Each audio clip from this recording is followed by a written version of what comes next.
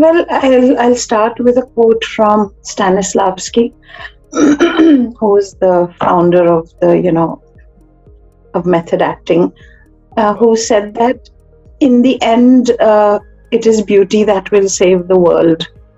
Save the Stage was an initiative of one of our students, Lubhanshi Jain, and she sort of spearheaded Save the Stage, and she brought it up and said, let's do it like this. Minute you step into the audio-visual world, you are in a way also competing with all that, because the uniqueness and the amazing quality of theatre is its interaction with a live audience. That whole exchange of energy, exchange of understanding and awareness that happens between the audience and the artist.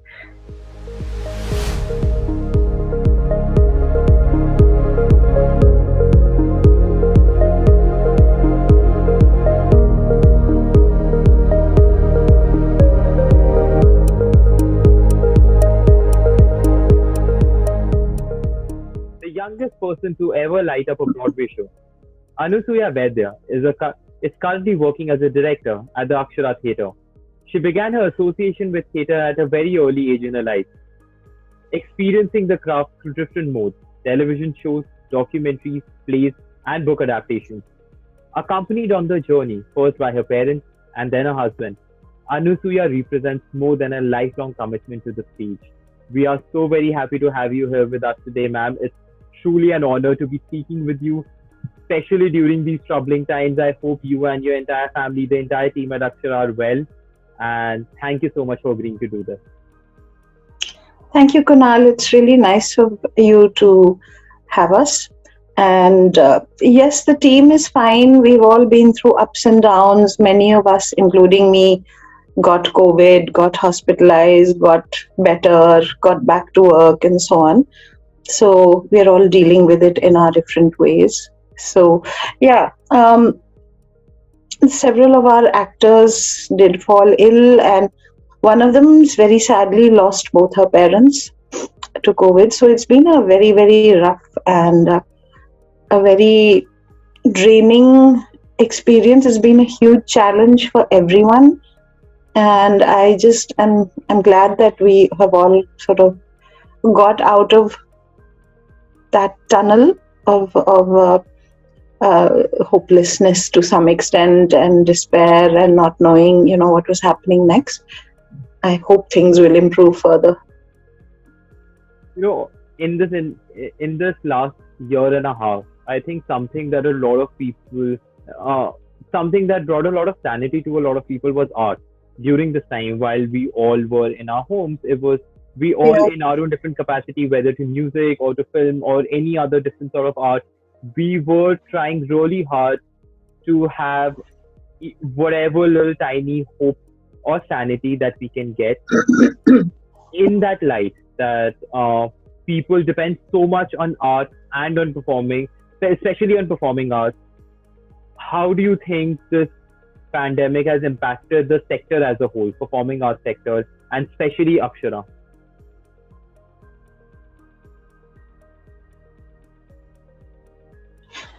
Well, I'll start with a quote from Stanislavski, who is the founder of of method acting, who said that in the end, it is beauty that will save the world. And I think that's the founding principle of all artists, that the beauty of the arts, the purity of the arts is a saving grace in our society.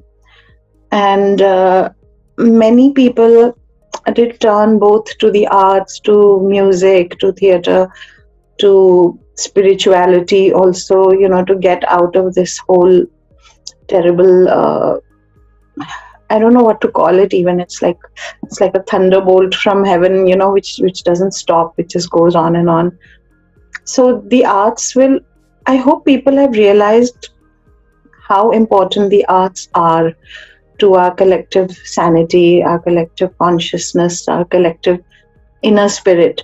I think that to some extent, yes, this pandemic has reinforced that principle, that philosophy, which is a good thing, which is maybe a silver lining.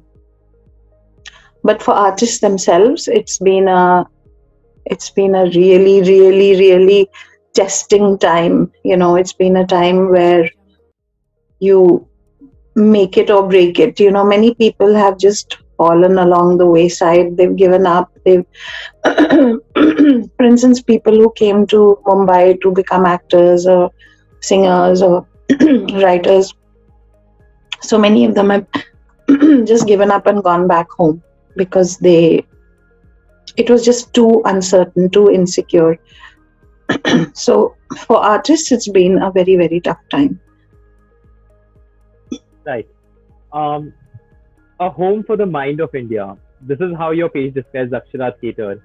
Can you tell me a little bit more about this theatre and your journey of working in it and now, of course, managing it, especially with the sudden shift to the virtual space?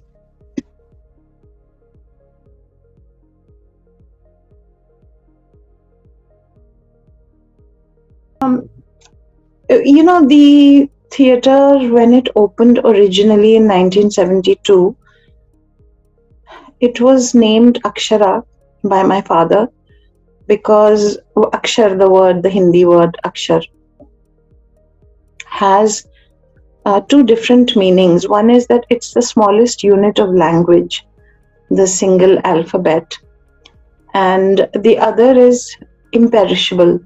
So Akshara has always believed that small is beautiful. We are a very small institution in terms of our size of our performance spaces, and we are not a large group or company which runs Akshara. So I think this principle of small is beautiful, and also that small maybe has a better chance. Sometimes the smallest unit can survive more than bigger units can because of the strength of its smallness, So I think that's a sort of underlying philosophy of Akshara. And I personally really started, like, my first work in theatre was when I was 6 or 7 years old, and I was the usher at my parents' very first theatre performance. And I just had to show people to their seats. I managed that okay. And after that, when we started doing performances of the Ramayana, this is now the 50th year of the Ramayana. So we are planning to celebrate this in a big way, of course, pandemic permitting and so on. So I started off my career doing lighting and sound for the Ramayana.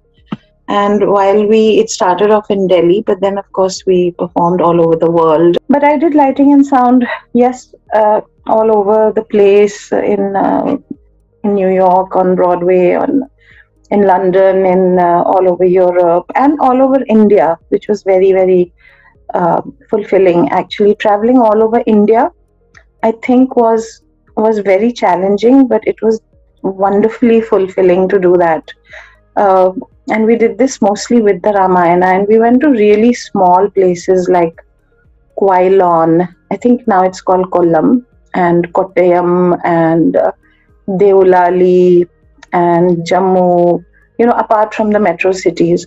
So it was very fulfilling, it was artistically and technically very enriching to go to these places, because from the technical point of view, we eventually had to set up our own complete system. So my father devised lights and a portable lighting system, and we just traveled with that everywhere. We even had our own lighting grid and bars which we would put up, because many places just didn't have basic lighting equipment. So it was very challenging, but it was incredibly rewarding to go to these small towns and cities where people remember us still today, 30, 40 years later, people remember our shows and our performances there. But I think the most challenging thing, of course, was creating the Akshara itself in its present form. Because when we first made the Akshara, it was only 50 seats. It was within a bungalow which was allotted to my parents to stay in. And it was a very beautiful and sweet little 50-seat theatre which had everything in it which a theatre needs. But then when we expanded it in the late 80s, it became another kind of a challenge, because now we sort of became institutionalized, and when that happens, your responsibilities increase exponentially, because you then have to have a staff, you have to have people attached to your institution, you have to run your institution, you have to deal with governmental issues and so on. So that was quite a challenge. Financially, it was a major challenge, because running an institution also meant that we couldn't travel and perform the way we used to earlier. So making the institution self-sufficient was quite a challenge, because we've always sort of tried to rely on our own income generation rather than the government or corporate sponsors, who anyway don't help at all. So it became much more challenging once we had an institution. But then the beautiful thing about it was a home for the mind of India, as you said earlier, that it was a conscious effort to make the Akshara into a home for the mind. So much of our performing arts, especially theatre, is borrowed from different countries, from different styles, from different thinking.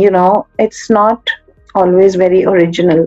And it was important for us to create a space, a forum, a platform where people could express original thinking, by which I don't mean that it shouldn't be modern, because we completely believe in modern forms of expression, contemporary forms of expression, but something which actually reflects the Indian reality and Indian thinking, which is now after centuries is being recognized as a very important and valid way of thought, and a way of looking at the world, a perspective on the world, which other civilizations don't have or haven't had. And anyway, it's the only sort of unbroken civilization which has gone on the way it has.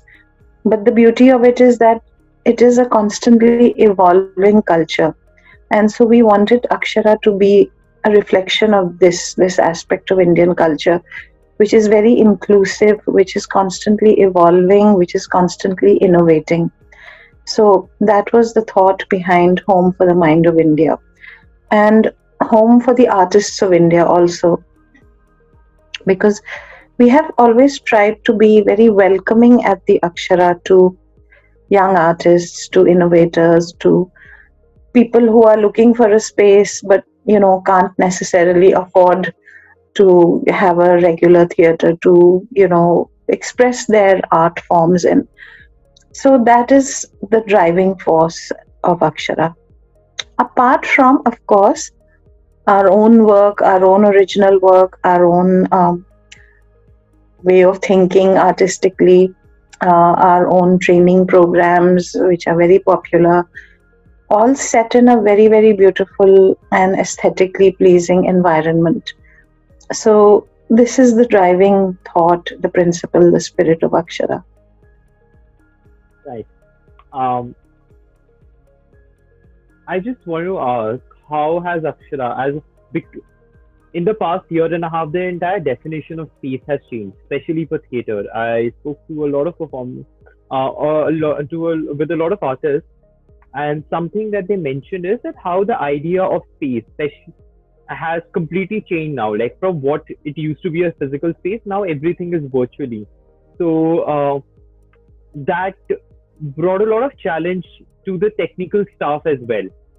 Lighting crew wasn't that much required anymore because the meaning of space changed. how has it been a challenge to a place like Akshara, which is a performing arts space? And other than performances, it also used to host a lot of other artists to showcase their talent.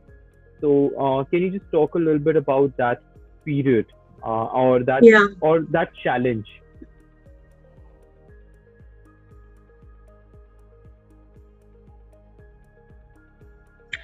Well, when the lockdown happened, um, first of all, of course, there couldn't be any performing arts activity which involved the audience in any way. And it was a period of great uncertainty because we felt that, has live theater or live performance basically um, lost its audience and lost its way. But when there was this brief period of reopening between, let's say, November 2020 to March, April 2021, when we did start performing again, we were incredibly happy to see the way audiences came back to the theater. It's like they were just waiting for the theater to reopen, and every show at Akshara was houseful, every show was packed. I mean, but yes, it did make us realize that we now have to think of an alternative way of getting to our audience. The minute you step into the audio visual world, you are in a way also competing with all that, because the uniqueness and the amazing quality of theater is its interaction with a live audience. That whole exchange of energy, exchange of understanding and awareness that happens between the audience and the artist. And when you don't have that anymore, that sort of special thing, that special magic is lost. Then you have to create something which is technically brilliant. So what we decided was that we actually didn't jump into the audiovisual, the online arena immediately. We a huge archive of theater, of art, and we decided that we would showcase some of these during this 1.5 year period when we couldn't perform. So, and we made so many documentaries and short features, and so we put those out on our various online platforms, and they were very much appreciated. We did a short series which we will restart called Remember the Time, in which my mother and I basically, it was like a podcast but with visuals, where we remembered various shows and performances and places that we'd been to during our 50 years of the Ramayana.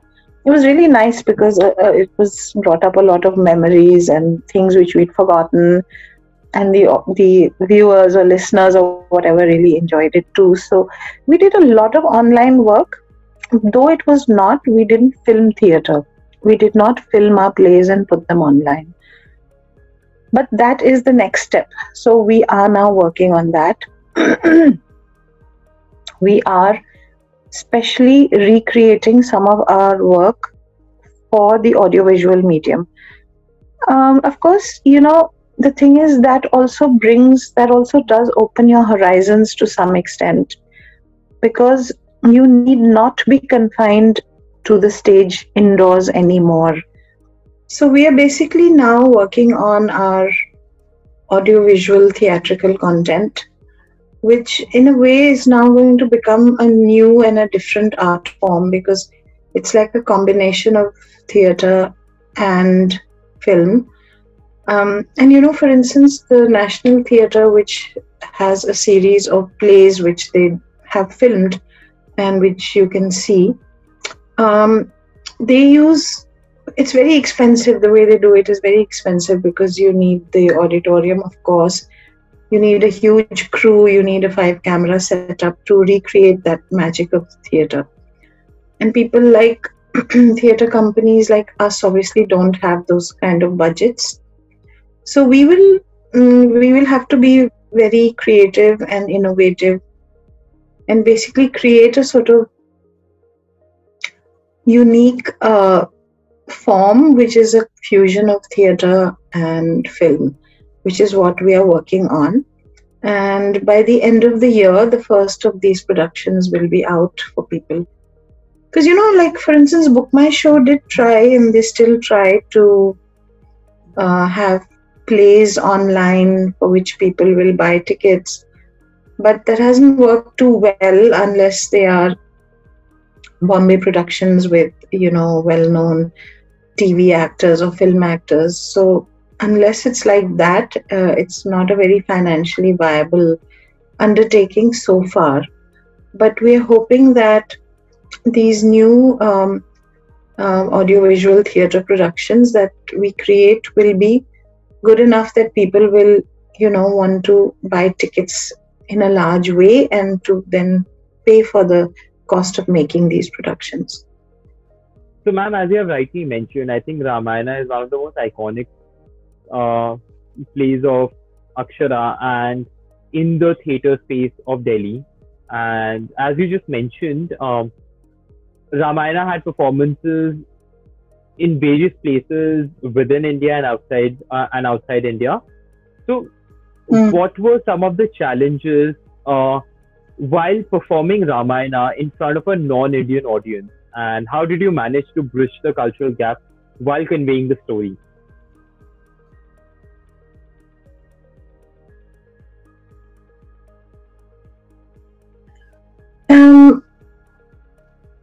Well, I think the Ramayana is a very universal story to start with.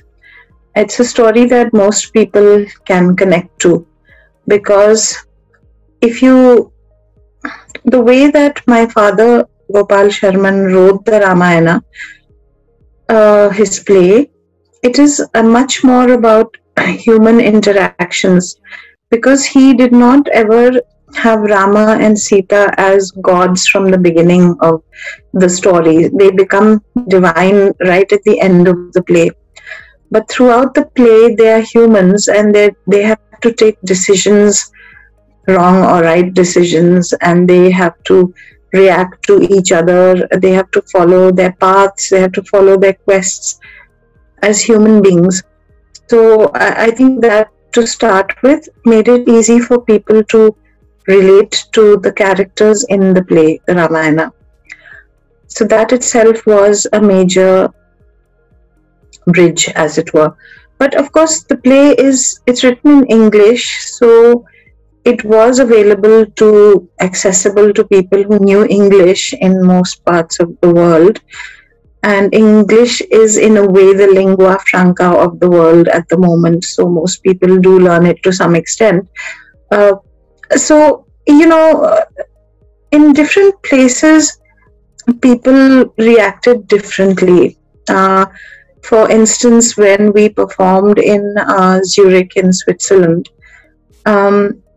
people were very fascinated by the fact that it was a one-woman performance by my mother, and that is something that really struck them and made a huge impact on them, and the way she could switch between characters. So the sheer skill and technique of her craft is something that absolutely hooked that Swiss audience. When we performed in Helsinki, for instance, we didn't know, but Helsinki has a very literate and literature-loving public, which we really didn't know till we reached there. So the writing and the craft of the writing is something that made a huge impact on audiences there. And we always have books of the play on display, when we perform. I think the maximum number of books sold at a single performance were at Helsinki.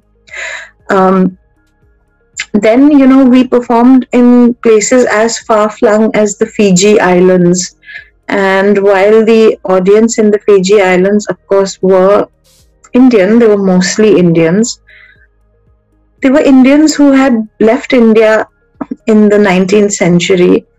And to some extent, they were in a little bit of a time warp, although they were well off, prosperous, modern.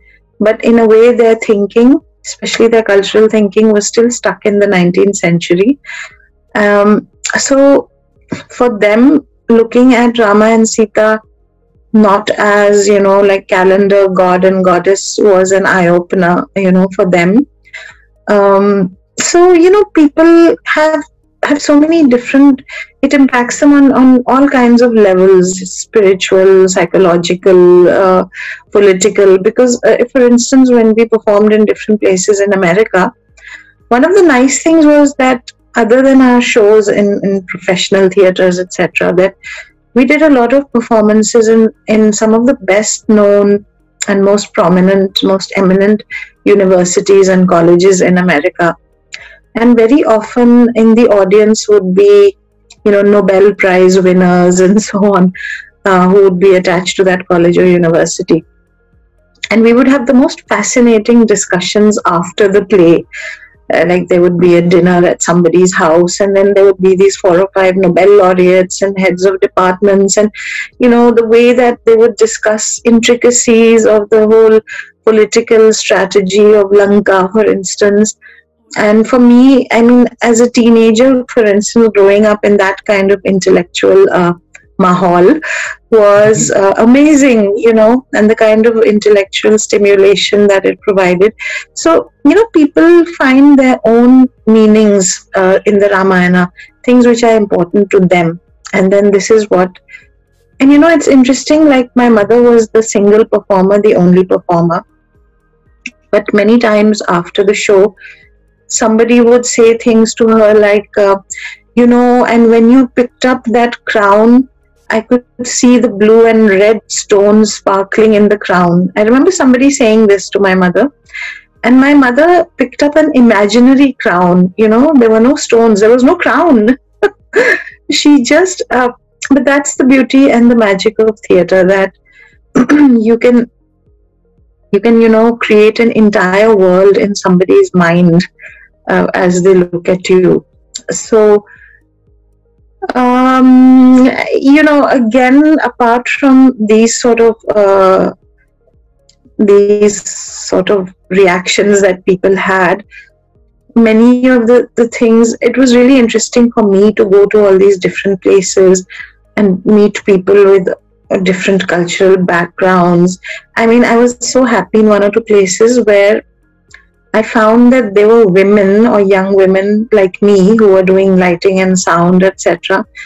And that was some of my favorite moments, because everywhere that I performed, there would always be men who would be handling lighting, sound and setup. And I used to be so happy when I would find some women also working in this field. And I would just get on really well with them. Not that I didn't get on with the male technicians, I did, and they were really nice. They were always nice and supportive, etc.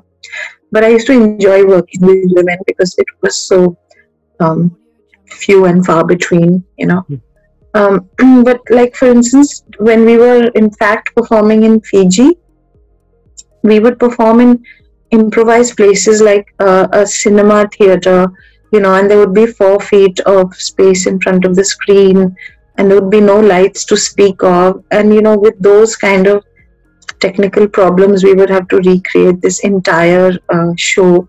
So there were all kinds of experiences, and beautiful ones, difficult ones, all kinds of things, both for us and for our audience. Right. If I may take the liberty of saying this, listening about this, especially during your teenage years, and having those wonderful conversations with such prominent and eminent people afterwards the performance, I'm so envious. Even listening to that, I'm so very envious. Getting that sense of exposure so early in your life, I can't even imagine that right now. But I know. okay. I realized that I actually had a very privileged childhood, I think, because this is how I grew up, and it's one of the best and most wonderful ways to grow up. Right. So I want to ask you about this wonderful initiative that Akshara started, which was Save the Stage.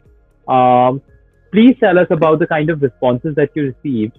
And other than financial help, what are the other spheres in which theatre and performing arts need a boost?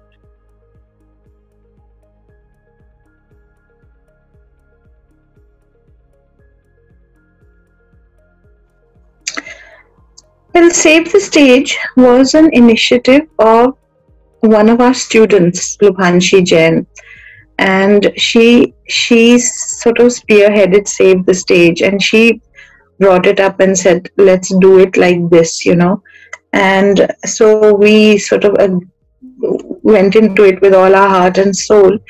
And Save the Stage was in fact not about raising money as such. It was about improving the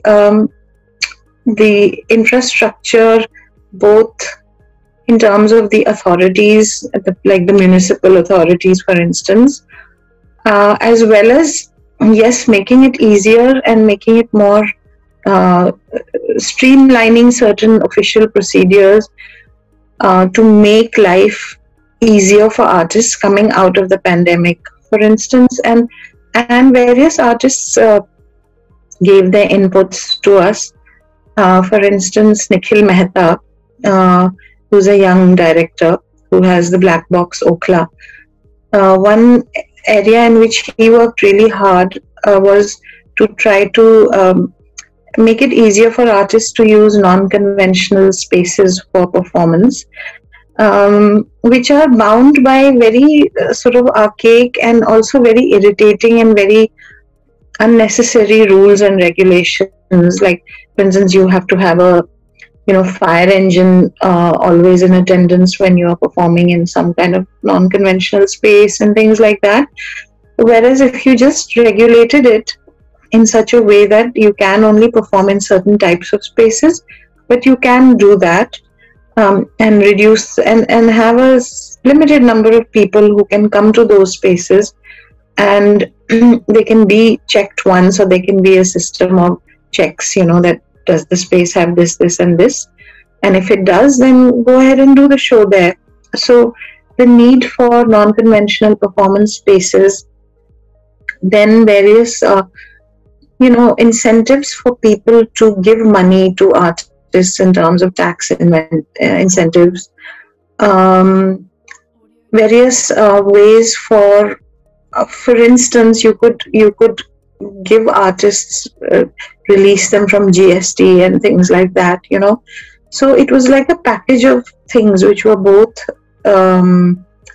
financial as well as dealt with the whole system of how you get permissions to do shows, which are again very cumbersome and long-winded and can lead to corruption sometimes, just to hasten the whole process, but in any case are extremely cumbersome and time wasting and so on. So Save the Stage was a combination of many different things, many different aspects to presenting the performing arts and to make it easier to do that. One of the things we were also very, very keen on, and we have pursued it separately to Save the Stage also, but not unfortunately with much success as of now, is that we feel strongly that the arts of India, the performing arts, not just theatre but music, dance, and even things like sculpture and painting, have been kept alive through the millennia by families of artists, the gurukuls, the gharanas. It's they and not the National School of Drama or similar institutions who have kept the performing arts alive, but they are not given any recognition whatsoever. And now that, for instance, the government is trying to bring the performing arts into education much more through their new, not so new education policy and so on, we suggested that there should be a system of registering the gurukuls and gharanas. Again, you have your checks and balances and your requirements and your requisites and all that sort of thing, but register them and allow them to give a government recognized diplomas and certificates to the students who come and learn from them, because it will then, it's not that it helps the gurukuls or the gharanas, but it helps the students who come and learn, and might make it easier for them to get jobs in schools and colleges, etc. So this is something that we are very passionate about, and which we are, which we've pushed in many ways, and we will continue to do so. So far, not with much success from the government, but we feel that if we just go on and on at it, maybe there will be a chink in the armor, and maybe we can push this thought through. So we actually, yes, we gave this proposal of all these different things which could be done to the culture minister and the culture secretary and the deputy chief minister of Delhi. So they all, they were all supportive of some or the other parts of this proposal. They were not always supportive of all of them. For instance, we said that cultural institutions like ours, for instance, or any others, we are charged at the very highest electricity rates, the same as factories and completely commercial establishments. So we requested that this could be changed and we could be charged at domestic rates, or maybe create a new slab like institutional, which is somewhere between commercial and domestic. And the culture minister said, well, I think that's something I can do. I will try to get this done. But he didn't. And of course, now there's 2 new culture ministers, so we will try to pursue it with them. So we tried to go into many different aspects of the performing arts, both as artists, as institutions, as performance spaces, and tried to make a very composite proposal to the government. So I guess, things are going to move at a governmental pace, which means slowly. So now that we were talking about the government role and like what sort of impact government can make, I just want to talk about specifically for this last 1.5 years.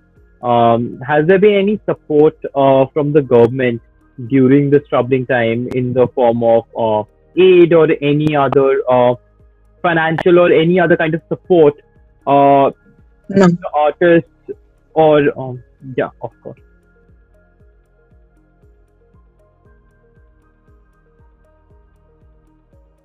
Yeah. Nothing whatsoever.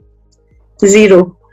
I mean, I found that during the pandemic, the only people who supported, okay, and I must say this, I have to always say this, that the people who are truly unconcerned and couldn't care less about the arts are the corporate entities of India. I find they're very disappointing. They have absolutely no regard. They hold the arts in no importance whatsoever. The government has tried to help certain artists, like the very poor artists, etc. I think that they did launch some schemes. I really don't know anybody who's benefited by government schemes for the arts on date. I find that the people who have helped artists the most have been other artists. I mean, even we, despite the fact that we don't have any extra funds, and in fact we are up to our ears in debts, but whenever we could have whenever we had a little bit of money that we could spare, we would make sure and help other artists out financially, so I think there has been almost no financial help from the government. Right. And none whatsoever from corporate India. Not even in form of any relaxations in the taxes or any other thing, like you've already mentioned the high electricity rate. Nothing whatsoever, Kunal. It's sad. It just shows that to the government and to corporate India, the performing arts are not important. And I feel that this government which has laid such a store by Indian culture, and which has repeatedly said that they want to preserve Indian culture, which is a great thing and they should do it. But they have not done anything like they could do, and they ought to be doing a lot more to in fact preserve Indian culture, which has been preserved by the artists of our country. I mean, what is Indian culture? It's what has come down to us through our poets, through our writers, through our performers, through our singers. They're the ones who preserved Indian culture. The Indian universities were destroyed. The royal family supported it to some extent, but the actual people who preserved and and carried on Indian culture were the artists, the thinkers, the poets, the singers, the musicians. They're the people who've kept the culture of India alive. And then support them, help them. Don't just talk about Indian culture. Help the people who keep it alive. It's not the politicians who keep Indian culture alive. It's not the academicians who keep it alive. It is these individual people, and then it's the people, the audiences, the listeners, the participants. They are the people who've kept Indian culture alive. So help them, support them. I wish the government would learn. I wish the corporate India would, wake up to this, and then they should all stop talking about Indian culture being under threat and all that sort of thing, and actually support it. There's so much they could do which they're not doing. Right. I used to follow every speech and every budget package that the finance minister or the prime minister would announce. And till date, there's not even one for performing arts sector. Like, there's nothing given, not even on paper. Like, forget about actually reaching to a beneficiary. It's not even on paper. And as far as I have received, and as far as I have heard from people who are working in that area, I don't think it's even in the top 10 priority list. Like, it's not making the cut. I don't think it's the top 50. I know, for instance, I feel there are so many, perhaps millions of folk performers in India who perform at weddings and, religious functions and family functions. People like them, they literally have no source of livelihood now. They've gone to, they're selling vegetables from reras and so on because they have no other way to earn money. And I feel that these people also, these performers and artists, have also kept Indian culture alive in the large, non-metro parts of India, which is most of India. And these people are even worse off than the metropolitan and urban artists, because who's listening to them? They don't have access to Instagram and Facebook, etc. Most of them don't. Who's listening to them? Who do they turn to? So I think there's a real crisis in the cultural and artistic scene of India, and we as artists are trying, as I said, to help other artists, but we have such limited resources ourselves. How much can we do? We are literally doing what we can. There's so many artists who've started,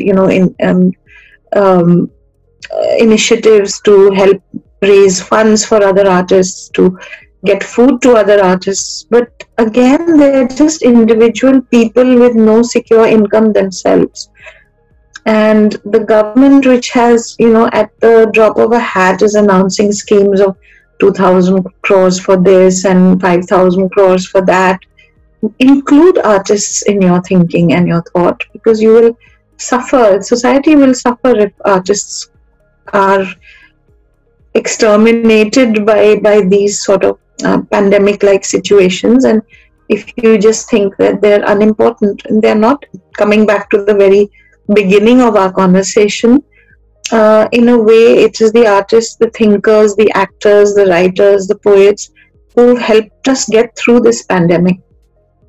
And the filmmakers and the comedians, they are the people who helped us get through the pandemic. You can't ignore them in this way, but they are being ignored, sadly. Right.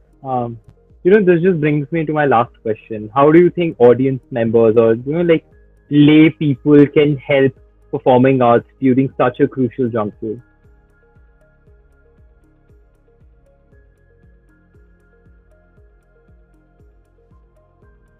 I think lay people can help by, the least that they can do is to buy a ticket to an online play or concert, is to donate some money if somebody is trying to raise funds, and most importantly, to not forget artists and the contribution that artists have to make.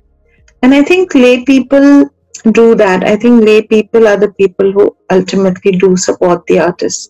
At least we at Akshara, our maximum support comes from our audience, not from anywhere else, from our audience.